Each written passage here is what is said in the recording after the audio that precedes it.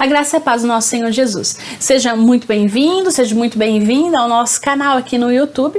Espero que seja edificante para você esse estudo da carta de Tito. Também convidamos você a participar conosco todos os domingos, 10h30 da manhã, na Avenida São Carlos, 2495, no centro de São Carlos, das nossas celebrações.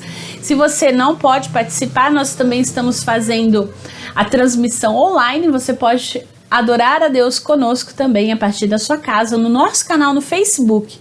Todo domingo ao vivo, a partir das 10h30 da manhã. Estamos seguindo todos os protocolos de higiene da cidade de São Carlos. Então, esperando, rogando a Deus que logo essa pandemia possa passar e que a gente possa realmente todos juntos estarmos no novo templo, onde nós estamos celebrando a Cristo todos os domingos. Então, vem com a gente. Vamos estudar essa carta, que Deus abençoe e vamos orar?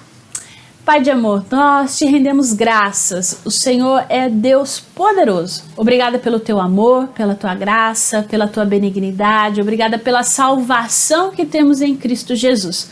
Orienta-nos, ó Deus, a estudar a tua palavra, a encontrar sempre direção, para que tudo aquilo que nós possamos fazer seja de acordo com a tua vontade. Que nós possamos sempre estar firmes na sã doutrina que a tua palavra nos apresenta.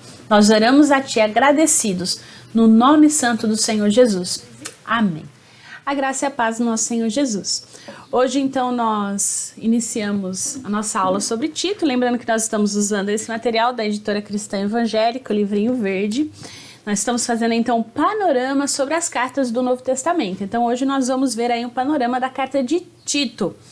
Então, vamos lá. Essa carta, ela está dentro do grupo chamado de cartas pastorais.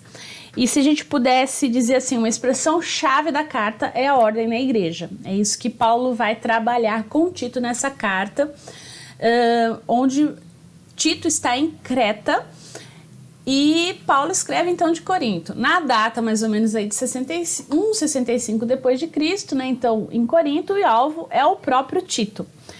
Tanto que assim, a gente poderia dizer que o versículo-chave é Tito 1,5, que ele fala: a razão de tê-lo deixado em Creta foi para que você pusesse em ordem o que ainda faltava e constituísse. E a gente vai ver um pouquinho, se você continuar o versículo, ele vai falar que é necessário constituir presbíteros conforme ele prescreveu. Bom, vamos lá. Vamos fazer um esboço dessa carta. São 3 capítulos. Mas a gente pode ver aí claramente no capítulo 1 e 2 que Tito defenda a sã doutrina. Ele vai falar a respeito da organização, vai falar sobre os ofensores à sã doutrina. E depois a gente pode dizer o 3, então, que é para desfrutar dessa sã doutrina, né? No quesito também da obediência. Tudo isso está dentro, então, da ordem na igreja. Então, vamos lá. O nosso contexto. O destinatário aí, né? Então, Tito, ele era gentil, conforme Gálatas 2:3 nos traz. Ele foi convertido por meio de Paulo, então um verdadeiro filho na fé. Acompanhou Paulo em algumas viagens e foi a ele que Paulo confiou algumas das tarefas mais difíceis, como a de levar a epístola à igreja de Corinto e a oferta aos pobres de Jerusalém. Em Tito 1,5, a gente lê, né, que Paulo lhe confiou a organização da igreja em Creta.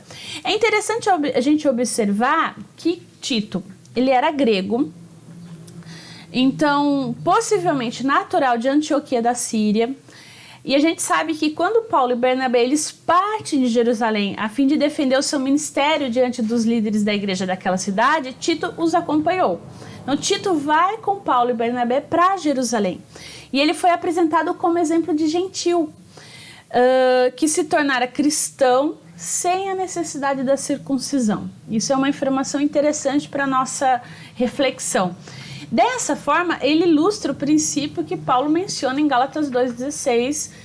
E a gente vê que Tito, então, é um pastor, um jovem pastor aí também. A gente vai ver que talvez não tão jovem quanto Timóteo, mas enfim. Afinal, por que Paulo manda, então, ele para Creta? A gente sabe que Creta é um lugar onde os habitantes eram conhecidos como difíceis de lidar. O que mostra aí também o caráter energético e o zelo na causa de Cristo. Por quê? Tito deveria ser um pouquinho mais velho então que Timóteo, e ele parece ser bem mais forte física e moralmente, pois Paulo mostra mais preocupação com Timóteo do que com Tito. A gente vê que Paulo escreve para Timóteo, tem todas aquelas precauções, e aqui em Tito não, ele escreve algo mais direto. Então assim, a gente vê provavelmente alguém aí que está acostumado a lidar com questões difíceis. Lembrando que foi ele que levou as cartas lá para Corinto. Ou seja, é ele quem está lá com a cara e com a coragem mostrando o que Paulo queria dizer àquela igreja. Então é alguém que já está acostumado a lidar com algumas situações aí casca grossa, digamos assim.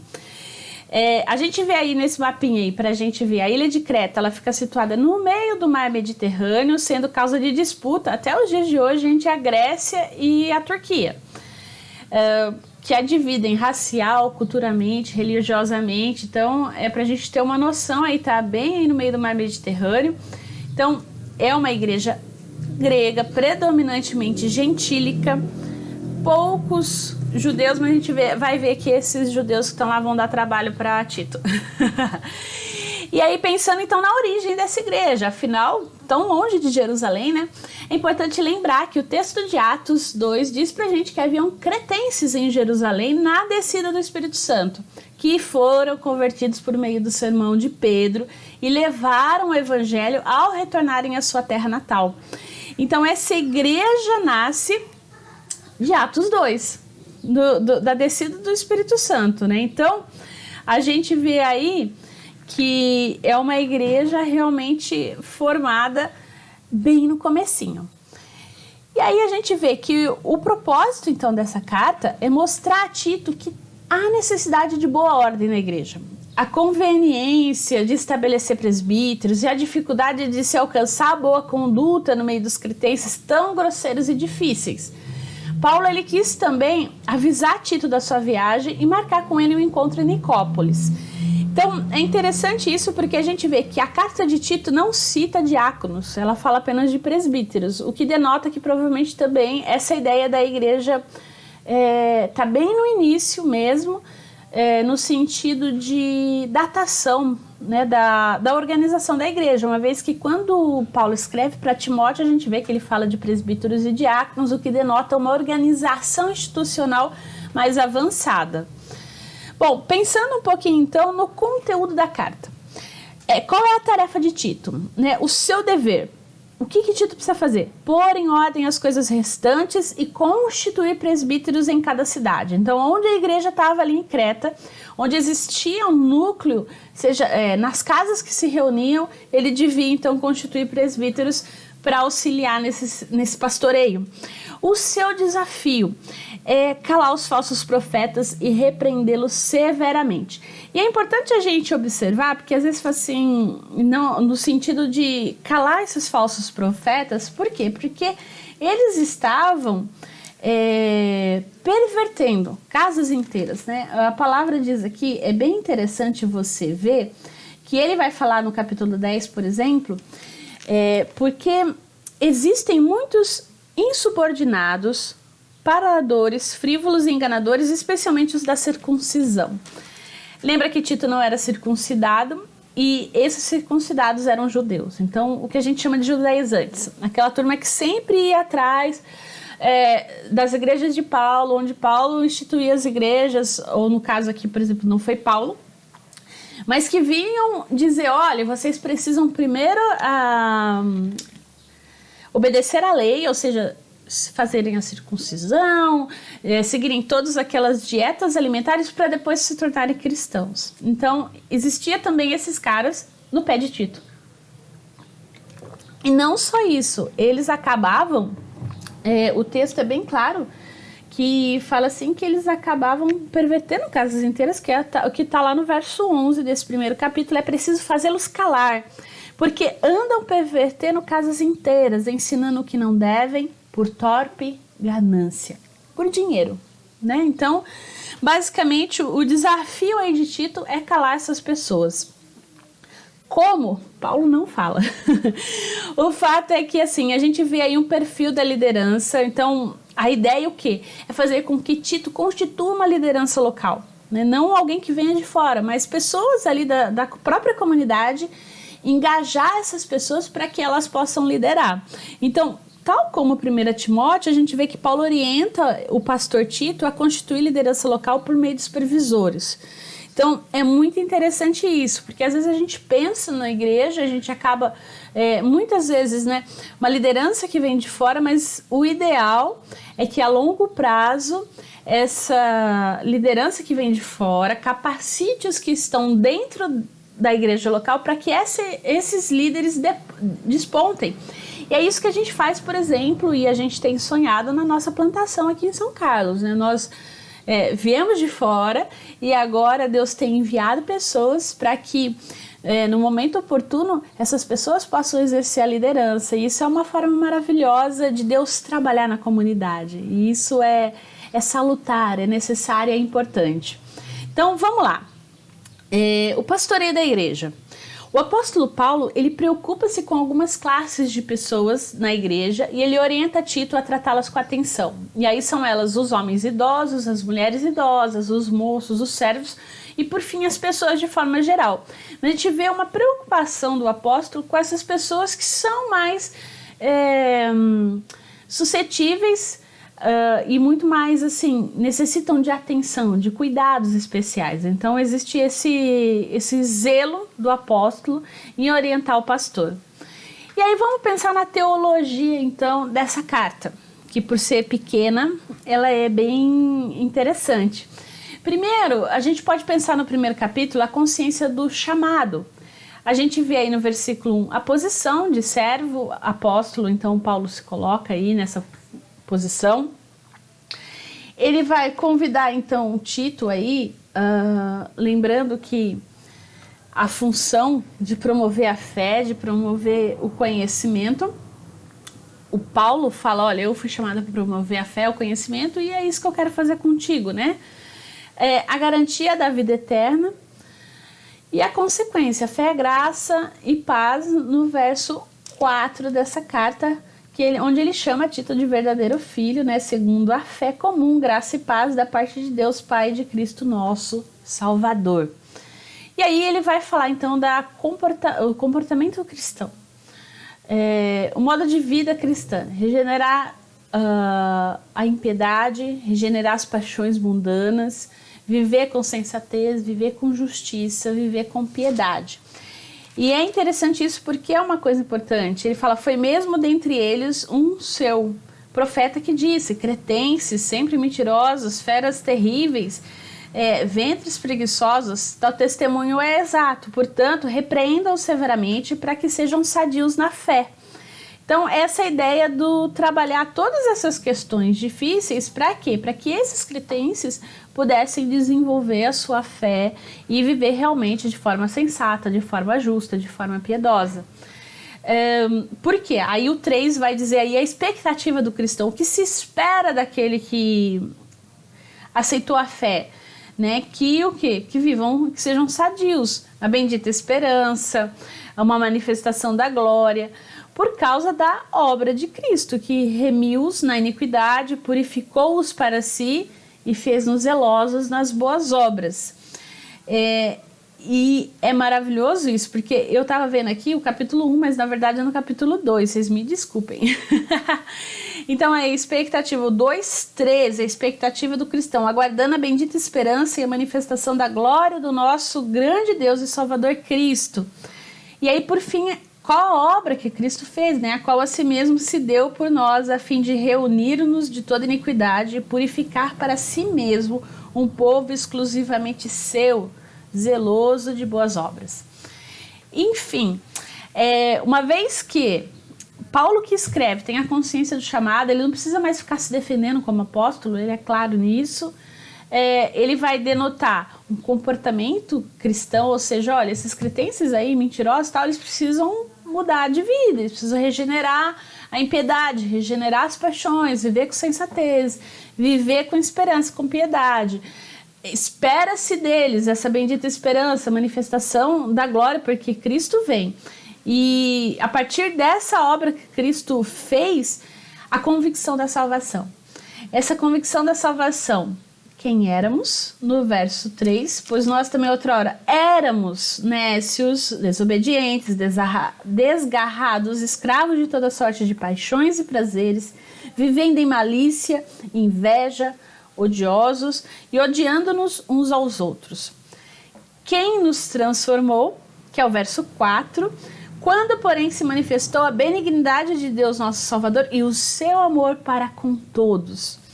E aí ele vai falar como nós somos transformados no 5 e no 6, não por obra de justiça praticada por nós, mas segundo a sua misericórdia, ele nos salvou mediante o lavar regenerador e renovador do Espírito Santo, que ele derramou sobre nós ricamente por meio de Jesus Cristo, nosso Salvador.